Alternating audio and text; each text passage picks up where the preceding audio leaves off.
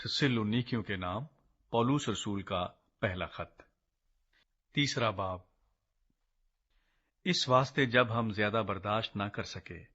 तो अथीने में अकेले रह जाना मंजूर किया, और हमने तिमोथियस को, जो हमारा भाई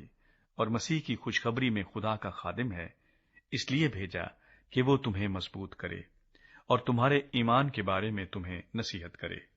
कि इन मुसीबतों के सबब से कोई न घबराए,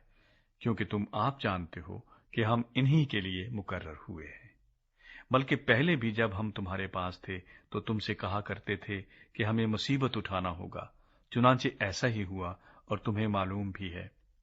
इस वास्ते जब मैं और ज्यादा बर्दाश्त न कर सका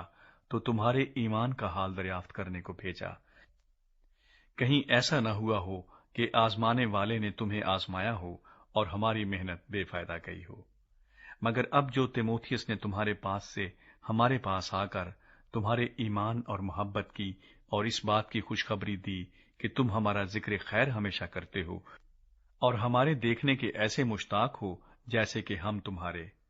इसलिए ऐ भाइयों, हमने अपनी सारी एहतियाज और मुसीबत में तुम्हारे ईमान के सबब से तुम्हारे बारे में तसल्ली पाई।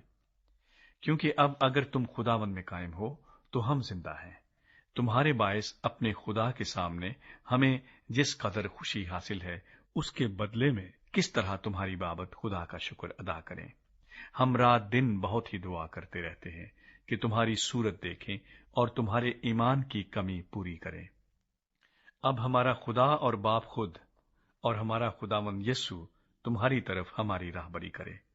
और खुदावंद ऐसा करे कि जिस तरह हमको तुमसे मोहब्बत है, उसी तरह तुम्हारी मोहब्बत भी आपस में और सब आदमियों के साथ ज्यादा हो और बढ़े, ताकि वो तुम्हारे दिलों को ऐसा मजबूत कर दे कि जब हमारा खुदावंद यीशु अपने सब मुकद्दसों के साथ आए तो वो हमारे खुदा और बाप के सामने पाकीज़गी में बेऐब ठहरे।